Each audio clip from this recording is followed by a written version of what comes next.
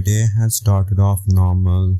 The only unusual thing was my parents inviting me to their house for dinner.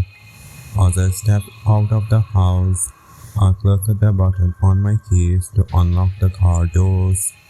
I shivered when the cold breeze hit me.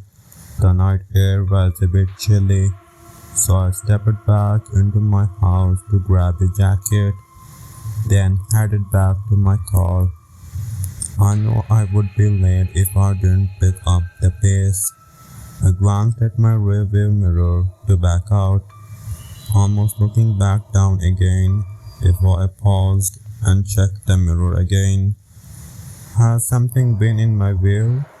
I swore I saw something move. I shrugged it off and returned to my hurried routine. After being on the road for about 10 minutes, I realized my gas tank was almost empty. I pulled into a closed gas station that was almost completely deserted. I asked the attendant to fill my tank as I looked for my wallet. For a second, I met eyes with the attendant. It was a guy who looked somewhat young. He was acting very anxious the whole time, which also put me on edge. I watched as he closely looked at my car. Then he asked me to step out for a second so he could show me something. I was kinda suspicious of him, but I decided to just follow what he said. I didn't want to get stranded in the middle of nowhere. I opened my car door and stepped out.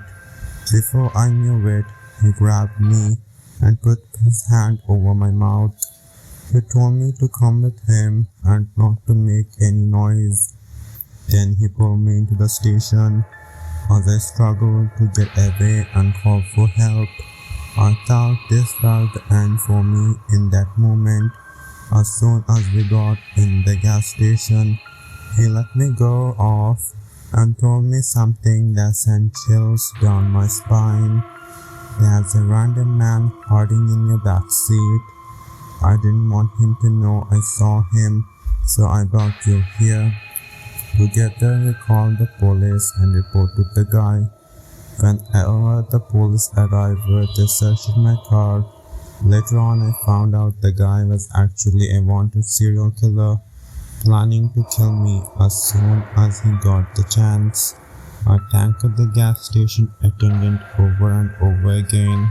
It seemed like he saved my life. I ended up making it to my parents' house safely.